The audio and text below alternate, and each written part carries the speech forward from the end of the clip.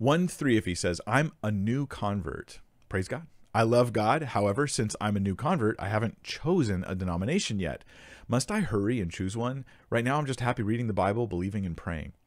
Yeah, well, let me reframe what it means to choose a denomination. And it depends on which denomination or group you end up going to.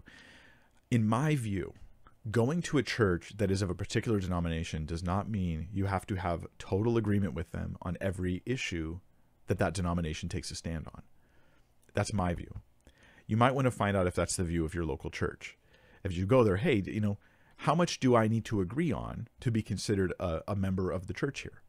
And find out what the answer to that question is. So in that sense, you need to agree on those issues if you're going to call yourself a member of the church. I do think you need to be in a hurry to be in church. And by church, I mean here a local gathering of believers who worship together, who do communion together, who do baptisms. If you haven't been baptized, go get baptized. It doesn't mean you're picking a denomination. When you get baptized, you're baptized into Jesus. You're not baptized into a denomination. Anybody who thinks differently is confused. And so you should do that, even if you don't agree with them on everything. If you feel as though you really are unsettled in this issue, then you might search for a non-denominational church in your area.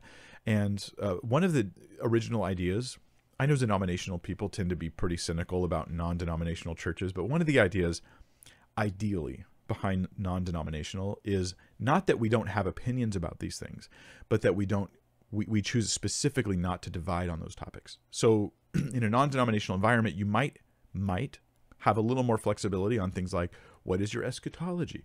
What is your exact view of the method of baptism and things like that? So having some flexibility on those issues is healthy, I think, in Christian environments. So yeah, I think be in a hurry to be involved in a church, even if you don't agree with them on every issue, as long as the main things are the main thing, and get baptized if you haven't yet.